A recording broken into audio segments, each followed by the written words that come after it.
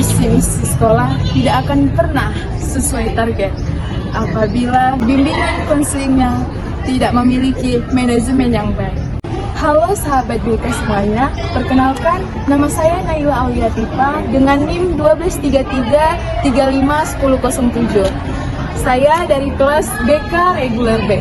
Di sini saya ingin menjelaskan mengenai manajemen BK di sekolah. Sektor manajemen bimbingan dan konseling sebagai bagian dari optimalisasi layanan yang kegiatan bimbingan dan konseling di sekolah. Kemampuan manajerial sangatlah penting untuk dikuasai personel bimbingan dan konseling di sekolah. Gunanya agar bisa dipastikan kualitas layanan yang diberikan sesuai dengan harapan kolektif ataupun harapan pendidikan. Manajemen bimbingan dan konseling dapat dilakukan dengan mendesain program layanan berdasarkan hasil observasi kebutuhan, bukan pendapat subjektif.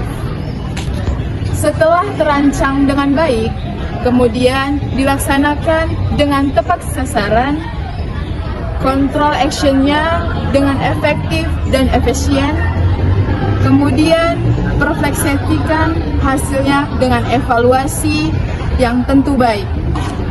Oke, selanjutnya akan kita bahas mengenai manajemen BK di sekolah dengan guru BK dan guru mapel. Selanjutnya, ditonton videonya ya.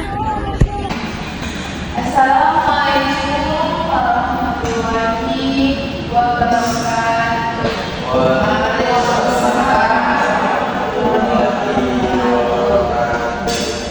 Apa kabar Bapak Ibu guru? Sebelum kita memulai kegiatan kita mengenai manajemen BK di sekolah, ada baiknya kita berdoa terlebih dahulu supaya apa yang kita laksanakan pada hari ini diberi kelancaran pada Allah Subhanahu wa Ta'ala. Saya pimpin doanya dengan kepercayaan masing-masing. Berdoa dulu.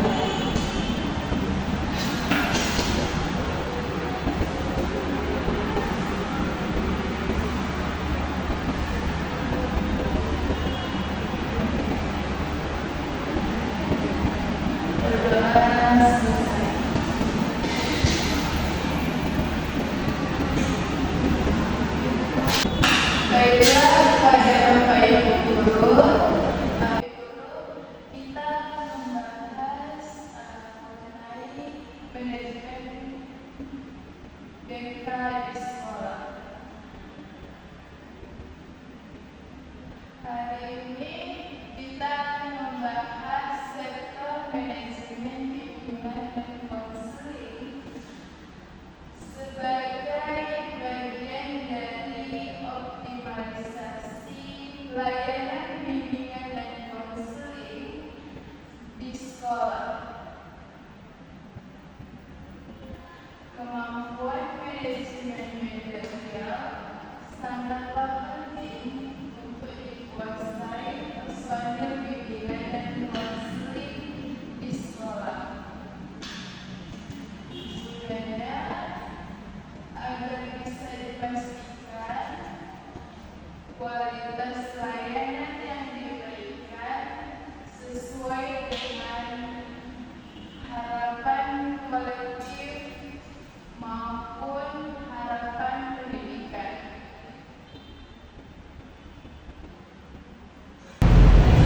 Manajemen bimbingan dan konseling dapat dilakukan dengan mendesain program layanan berdasarkan hasil observasi kebutuhan, bukan pendapat subjektif. Setelah terancang dengan baik, kemudian dilaksanakan dengan tepat sasaran, kontrol actionnya dengan efektif dan efisien, kemudian refleksikan hasilnya dengan evaluasi yang terbaik. Beberapa ahli di bidang manajerial menyebutkan bahwa manajemen adalah pencapaian sasaran-sasaran organisasi dengan cara efektif dan efisien melalui perencanaan, pengorganisasian, kepemimpinan, dan pengendalian sumber daya organisasi. Profesor Dr. Sugio MSI pernah menyebutkan bahwa manajemen bimbingan dan konseling merupakan kegiatan yang diawali dari perencanaan kegiatan bimbingan dan konseling,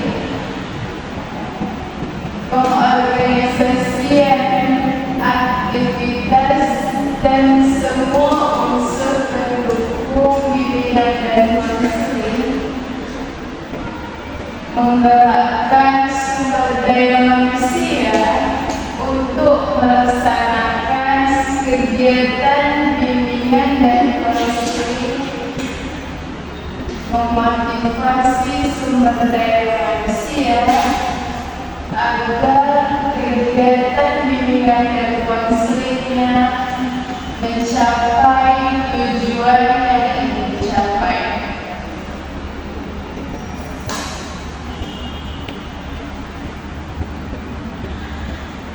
Ada beberapa alasan mengapa diperlukan manajemen bimbingan sekolah. Ada 3 alasan. Yang pertama adalah untuk mencapai tujuan. Yang kedua, untuk menjaga keseimbangan di antara tujuan-tujuan yang saling bertentangan, namun jika ada. Yang ketiga, mencapai efektivitas dan efisien.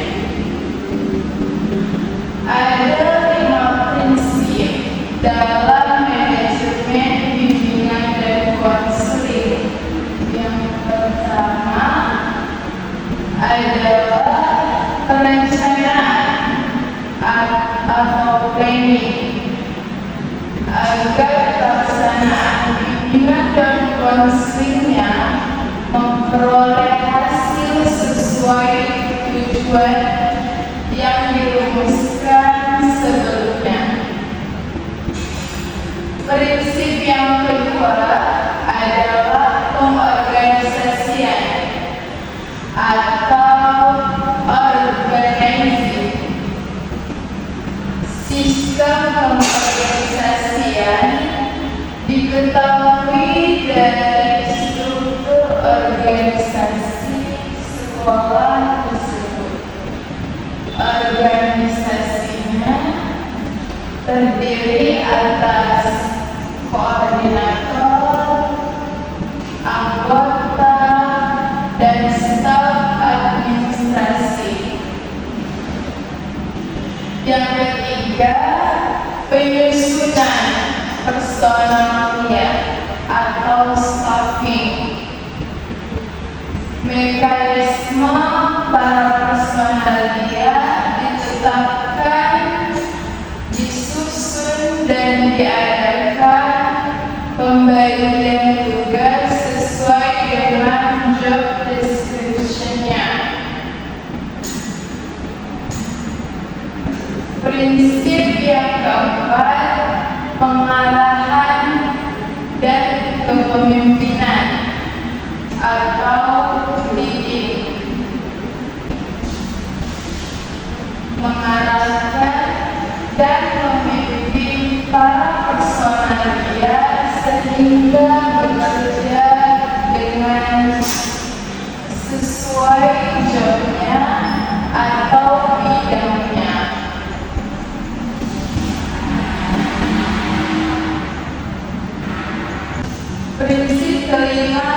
adalah pengawasan atau controlling, melakukan pengawasan dan penilaian terhadap kegiatan mulai dari penyusunan rencana program hingga pelaksanaan programnya.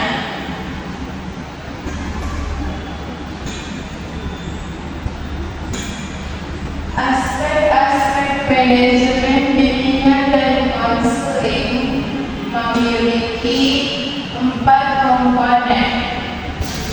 Komponen yang pertama adalah perencanaan program. Komponen yang kedua adalah integrasi pelaksanaan program, disusul dengan yang ketiga adalah evaluasi pelaksanaan program, dan yang terakhir keempat merupakan supervisi program. Selanjutnya akan saya bahas lebih detail masing-masing komponen tersebut.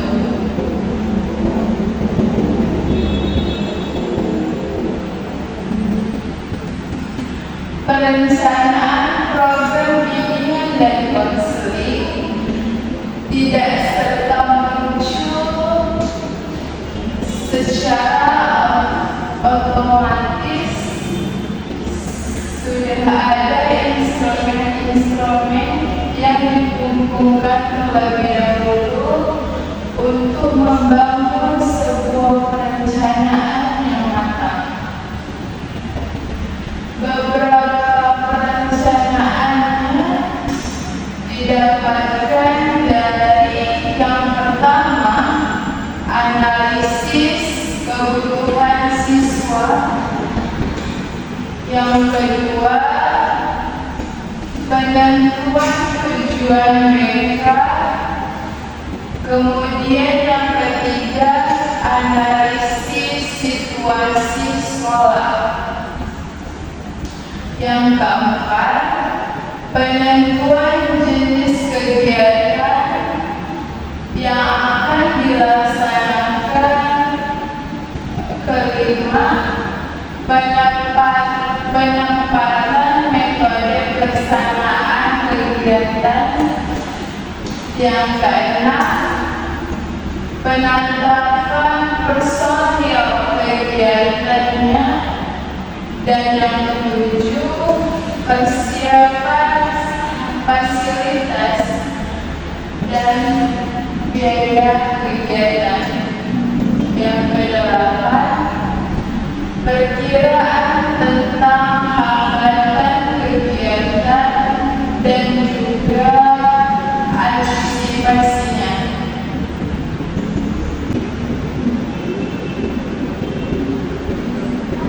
Aspek kedua dalam manajemen bimbingan dan konseling memiliki maksud pelaksanaan program bimbingan dan konseling terintegrasi dengan program sekolah secara keseluruhan. Integrasi ini memiliki 2 jenis. Yang pertama, analisis kebutuhan siswa.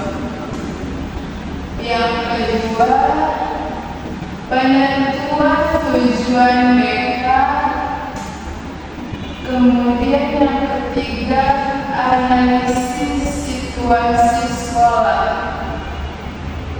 Yang keempat, penentuan jenis kegiatan yang akan dilaksanakan. Kelima, penempatan metode pelaksanaan kegiatan. Yang keenam, penetapan personil kegiatannya. Dan yang ketujuh, persiapan fasilitas, dan juga biaya kegiatan. Yang kedelapan, perkiraan tentang hambatan kegiatan dan juga antisipasinya.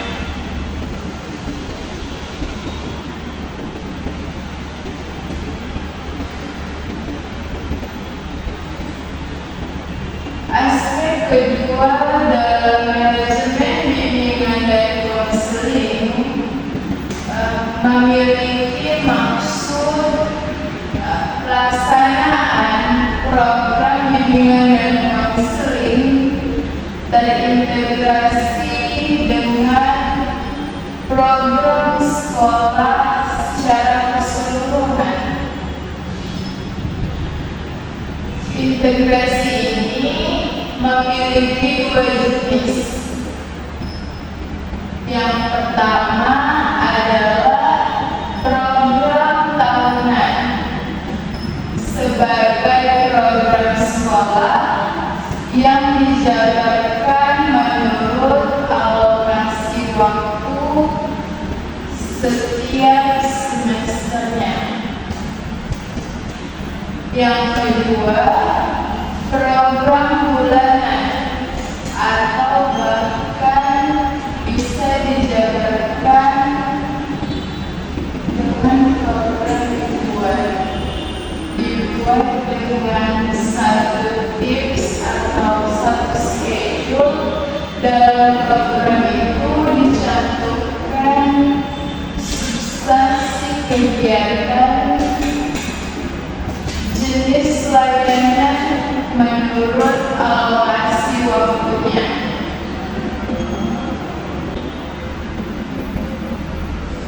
Evaluasi pelaksanaan program memiliki tujuan untuk menilai efisiensi dan efektivitas dari manajemen bimbingan dan konseling yang ada di sekolah. Tujuannya ada dua, ada tujuan umum dan ada tujuan khusus. Tujuan umumnya yaitu untuk mengetahui kemajuan program bimbingan dan konseling atau subjektif yang telah memanfaatkan layanan bimbingan dan konseling. Yang kedua,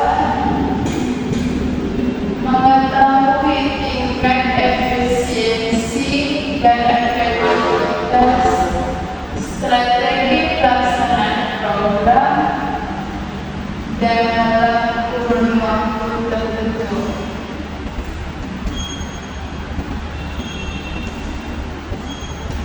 Yang tujuan khususnya adalah yang pertama, meneliti secara berkala hasil pelaksanaan program yang telah dicapai.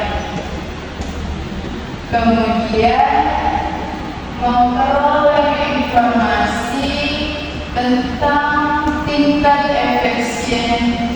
efektivitas dan efisiensi layanan bimbingan dan konselingnya yang ada.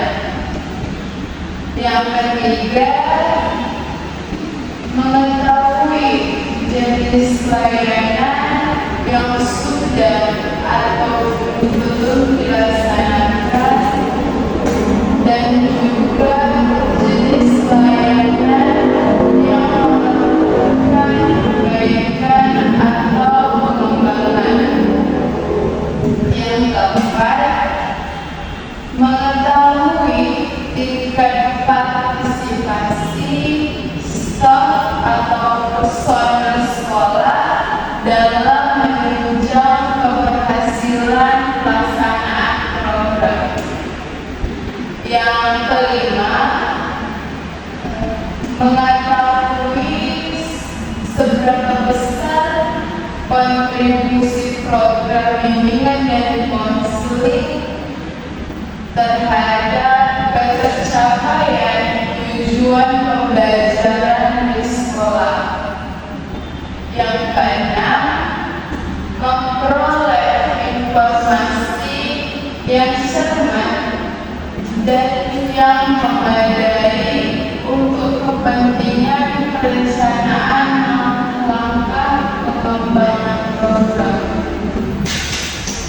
Yang ketujuh, membantu mengembangkan kurikulum sekolah disesuaikan dengan kebutuhan peserta didik.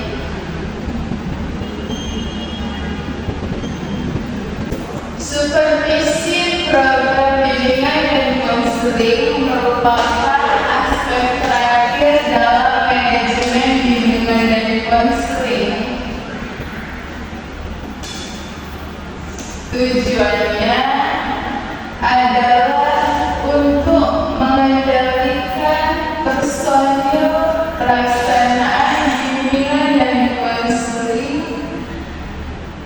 memantau kemungkinan adanya kendala yang muncul dan dihadapi oleh personil dalam pelaksanaan tugasnya.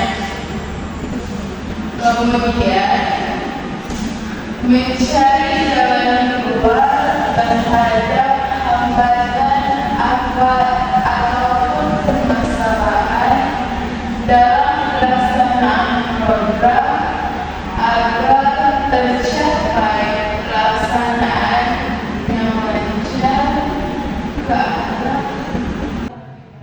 Baik, terima kasih kepada Bapak Ibu guru yang sudah mendengarkan penjelasan yang saya jelaskan tadi mengenai manajemen BK di sekolah.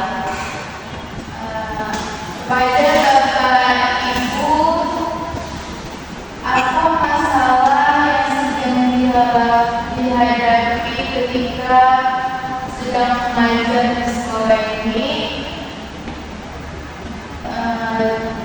Kalau ungkapkan masalah apa yang sedang dihadapi dan kita bisa sama-sama mencari solusi dari masalah tersebut.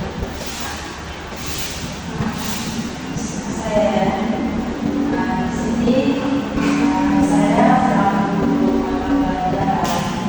Saya memiliki masalah karena itu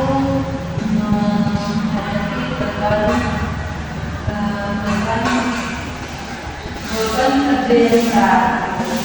Jadi di sini di mana guru BK dan guru pelajaran kan sama-sama kali memberikan beban kerja yang mana itu waktu itu kan sangat luas, itu kondusif. Jadi bebannya itu yang paling terasa kali itu enggak optimal gitu, enggak sejalan dengan materi BK yang disesuaikan. Jadi masalahnya itu ini kan memiliki sejarah, enggak saling apa ya berkomunikasi, jadi itu komunikasi, jadi itu menyebabkan kita masalah.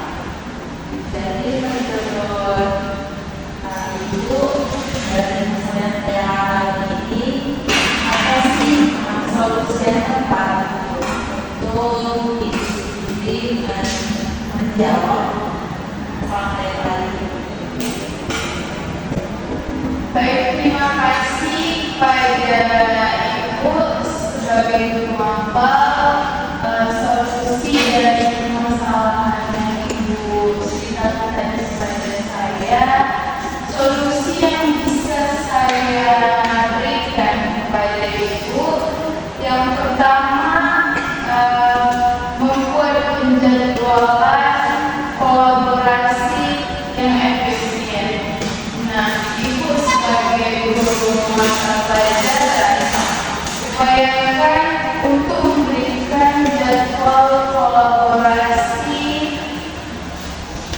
sebagai guru mata pelajaran yang efisien atau terjadwal secara berkala. Nah, dengan hal itu, Ibu bisa membantu memastikan bahwa mereka atau murid tersebut digunakan, jadwal itu bisa digunakan secara optimal untuk berkolaborasi dalam kegiatan mata pelajaran yang Ibu ambil. Yang kedua, meningkatkan komunikasi terhadap siswa-siswa yang Ibu ajari. Karena meningkatkan komunikasi antara ibu dan murid supaya bisa memastikan bahwa kolaborasi dapat dilakukan dengan lebih efektif meskipun dalam keterbatasan waktu atau jadwal di mata pelajaran yang mampu. Kan ada waktunya ya kan Ibu memberi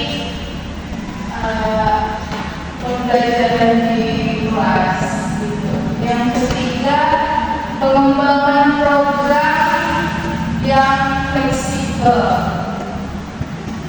Nah, pengembangan program yang fleksibel ini dapat diintegrasikan ke dalam kegiatan sehari-hari Ibu di sekolah, sehingga Ibu tidak terlalu bergantung pada waktu tambah dari guru mata pelajaran yang lain. Yang ketiga, memanfaatkan teknologi. Nah, apalagi pada zaman sekarang kan, Ibu sebagai guru mata pelajaran itu harus memanfaatkan teknologi, karena anak-anak itu kalau diberikan pembelajaran materi saja pasti akan bosan. Jadi Ibu bisa memanfaatkan teknologi tersebut supaya pembelajaran itu lebih efektif dan efisien, dan anak-anak itu pun lebih bersemangat dalam pembelajaran. Nah, seperti itu solusi dari saya untuk mata pelajaran masalah yang Ibu alami.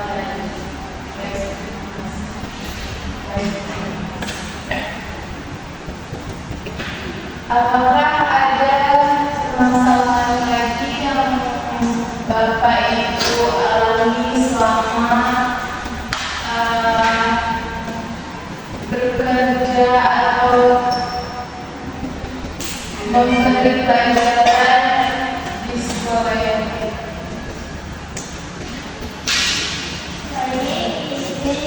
pada Ibu di sini ada sebagai guru bimbingan dan konseling yang sering sekali mengalami masalah di mana kurangnya informasi tentang program mereka, seperti program mereka ini kan harus disampaikan dulu kepada kepala sekolah ataupun guru mata pelajaran lainnya. Tapi terdapat kendala dalam menyampaikan informasi tersebut. Jadi, Ibu sebagai koordinator dalam bimbingan dan konseling, kira-kira apa solusi yang dapat Ibu terapkan dalam permasalahan yang sedang kami hadapi dari pengalaman? Baik, terima kasih kepada Ibu yang telah menceritakan apa masalah yang sedang dialami. Nah, di sini saya sebagai koordinator BK ingin memberikan solusi dari masalah Ibu.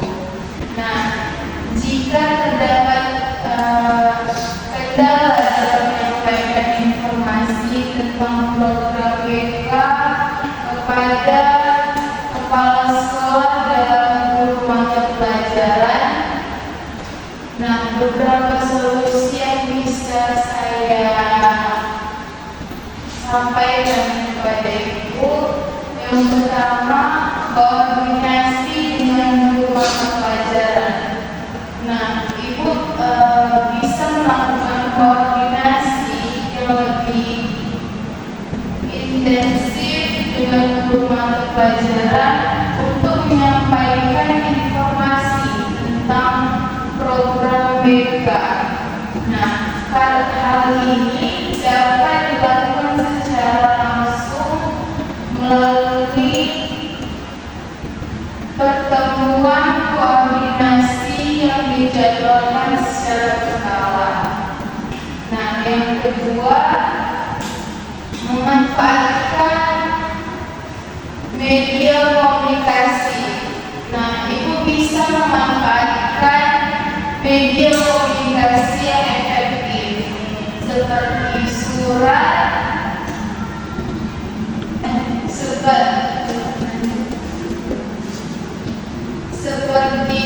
surel atau grup diskusi daring atau platform komunikasi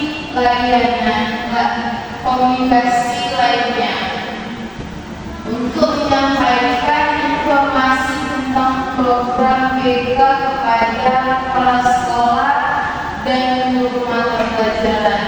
Nah, dengan hal ini Ibu bisa dapat membantu dalam memastikan bahwa informasi yang Ibu sampaikan secara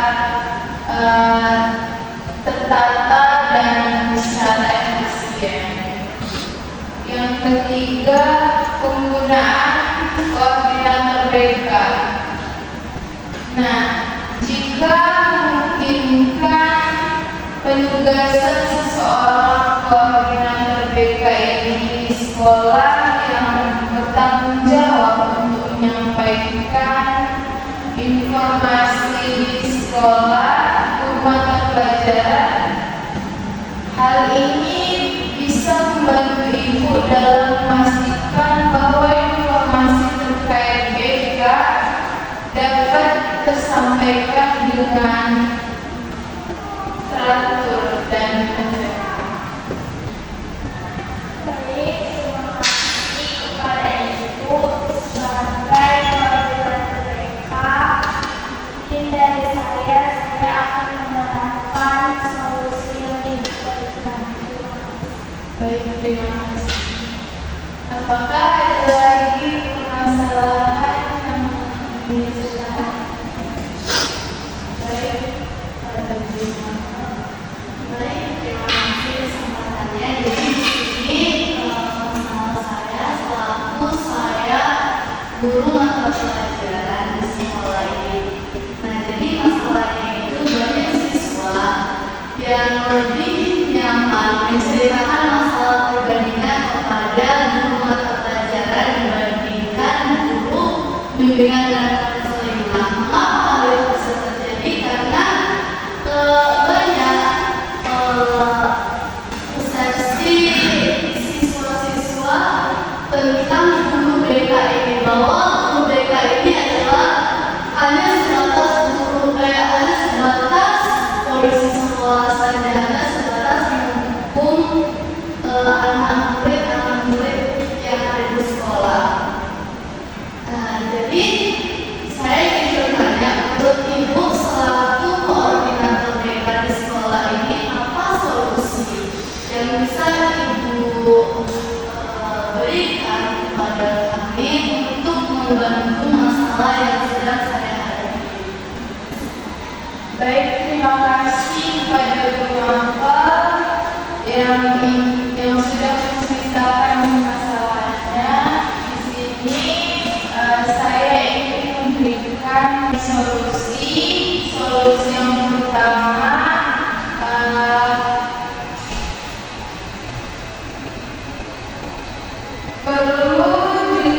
Solusi yang pertama perlu dilakukan kolaborasi guru tersebut bagaimana peran guru BK di sekolah, bukan polisi sekolah, karena kan banyak murid atau guru atau orang tua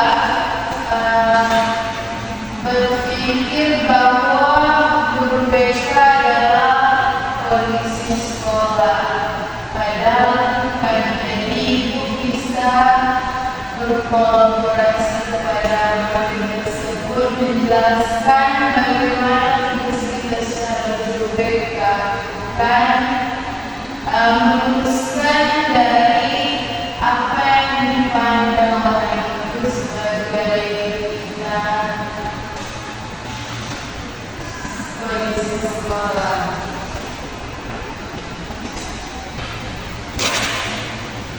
Karena guru BK perlu mengembangkan hubungan yang lebih dekat kepada siswa, sehingga siswa merasa nyaman untuk bercerita dengan kita. Nah, selain itu pelatihan tambahan sebagai guru mata pelajaran tentang keterampilan mendengarkan dan memberikan dukungan emosional kepada siswa juga dapat membantu mengatasi masalah ini. Nah, dengan demikian diharapkan kepada ibu bisa memberi pengertian atau menjelaskan peran ibu sebagai guru BK itu bagaimana. Jadi guru tersebut bisa cerita masalah apa yang dia hadapi sama ibu tanpa ada rasa canggungan seperti itu. Baik, terima kasih atas informasi yang telah diberikan. Dan kemudian saya menambahkan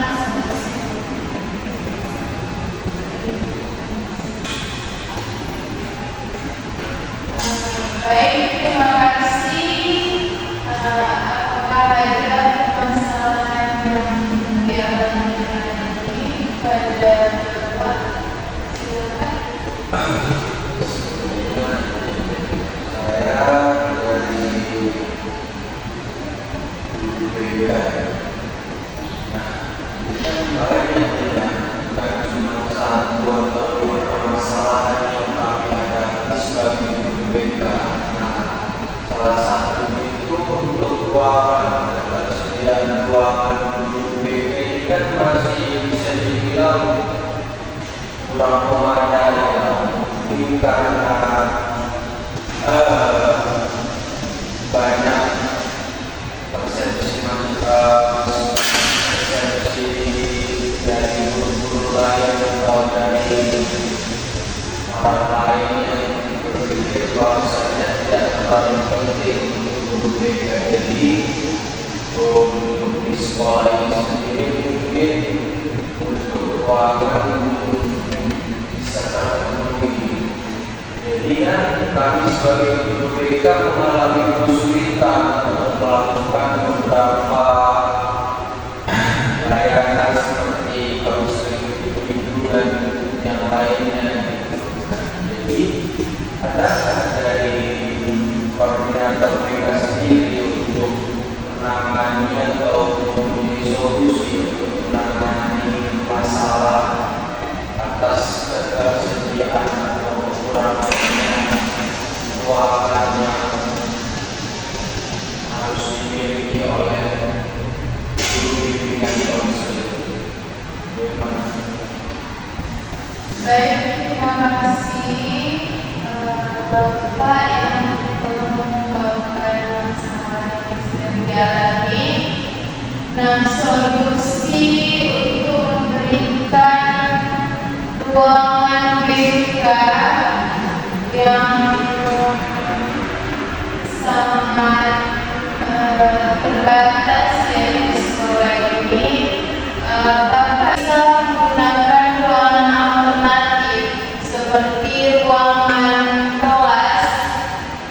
Ada ruangan kelas yang kosong. Nah, jadi di situ Bapak bisa memberikan layanan BK kepada murid-murid. Jadi Bapak bisa menggunakan ruangan tersebut untuk memberikan layanan BK. Bapak bisa berkolaborasi dengan pihak yang terkait seperti kepala sekolah dan staf yang memang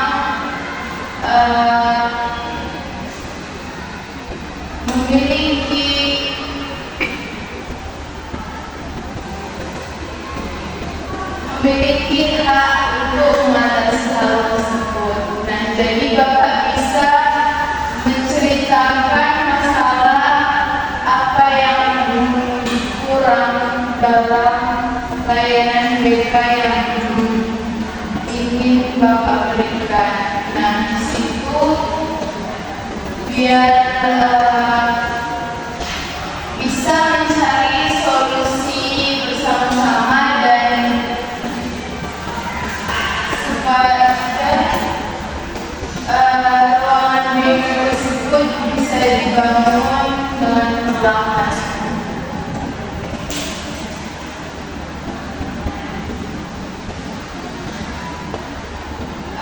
Kiranya cukup begitu solusi dari saya, Pak. Terima kasih atas solusi saya meragukan mungkin nanti saya berkolaborasi dengan pihak-pihak terkait seperti salah satu kepala sekolah agar dikeluarkan ruangan untuk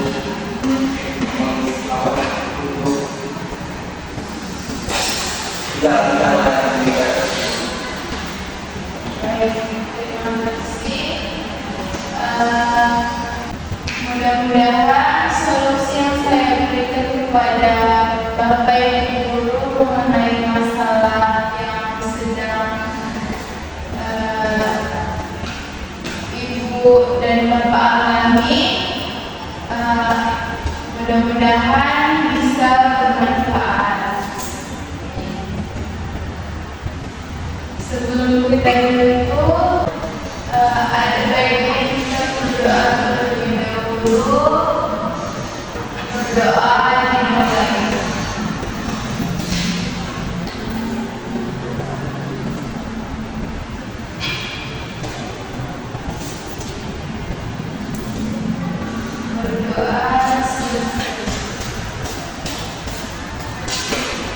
Baik, terima kasih kepada Bapak dan Ibu. Baik, terima kasih kepada Bapak dan Ibu. Saya akhiri dengan mengucapkan salam. Assalamualaikum warahmatullahi wabarakatuh.